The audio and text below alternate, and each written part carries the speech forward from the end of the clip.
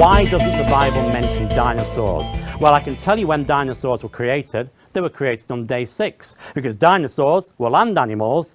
Land animals were created on day 6, so dinosaurs were created on day 6. But why doesn't it mention dinosaurs? It's very easy to understand why.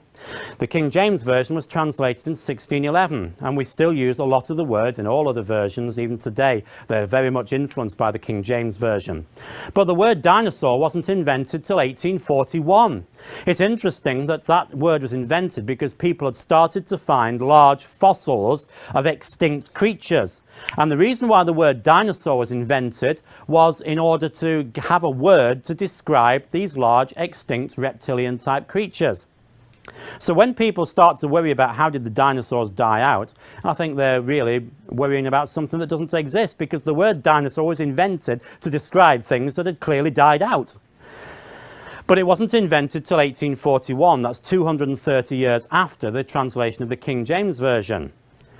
Now, the point is that there are other words that are actually newer than the word, they're older rather than the word dinosaur. For example, if you look at a copy of Webster's Dictionary from 1828, you'll be able to find the word computer, locomotive, and rocket in that dictionary. Of course, a computer was the sort of thing that I'm doing this presentation on. A computer was simply a counting instrument of some sort. An abacus would be a computer, something that you compute with, or even someone who computes.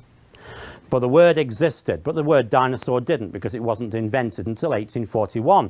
So it's no wonder that it's not there in the Bible. That, of course, is the reason why the word email isn't in the Bible. Have you noticed that? Paul's second email to the Corinthians. See what large fonts I use. It doesn't happen. The word email is not there because it's two newer words. Similar, the word dinosaur is two newer words. But is there any word that ought to have been translated as dinosaur? Well, I would say there is. The Hebrew word tannin is translated in the Old Testament, in the King James Version, by the word dragon. Dragon. Now, isn't that interesting? We can go further. The Hebrew word seraph is usually translated in most places in the Old Testament as fiery flying serpent. Fiery flying serpent. There are legends about dragons and about fiery flying serpents from outside the Bible. I think that those legends are people having seen dinosaurs. So there you go, guys. That is Creation Today, and his name is Paul Tower. Now, what I love here, it looks like it's just a play on words, basically. What they're doing is they're trying to say that, which is true, actually, the word dinosaur was invented in 1841. But what does the Hebrew translation of dragon really have to do with the word dinosaur when you come down to it? I'm like, we could basically use any two words, and I don't know maybe if Matthew or Negation might have anything to compare it to, but so go ahead, Ned. Yeah, it's hilarious. I mean, when you go back and you actually look at what it says in the Bible, most of the mentions of dragons are going to come from Revelation. There are a couple in Job and Isaiah, but at the same time, just because they didn't have the word dinosaur does not mean that God could not have described these animals. If you go and you look at how he describes the rest of the animals, it's very detailed. It makes a very clear, in lots of places, it'll tell you exactly what the animal looks like. But in all of these cases, it's just dragon, just kind of a whatever. The thing that I thought was interesting is he did hit on flying fiery serpents. Yeah. Now, I don't remember, now I may be wrong on this, but I don't remember any flying, fiery dinosaurs. I mean, I'm sorry. And the fossil record would indicate there are no dinosaur-type animals any earlier than at least a few 100,000 years ago. So how did this dragon not get mixed up with cattle bones and anything else that's around there?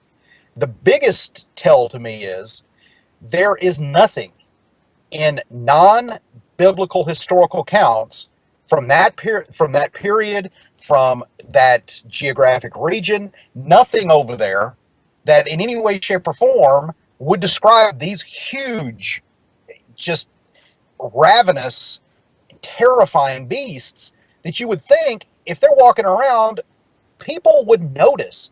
Somebody might say something. Somebody might actually, other than a biblical person, write it down. But yet again, like having 500 zombies walking down the middle of the street, no contemporary of that time writes anything about it. So, Matthew, you got anything on this? I'd just like to mention a couple of things. The dragon is a sort of a universal, as far as the ancient world goes, a universal creature, a mythical creature from dozens of cultures. And that might stem from dinosaur bones. It might stem from Komodo dragons. There's a lot of crocodiles.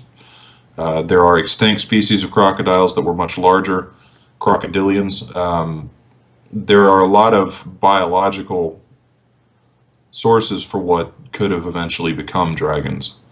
It might just be a tall tale because, you know, there are certainly enough mythical creatures like griffins and wyverns and chimeras that it could just be completely made up.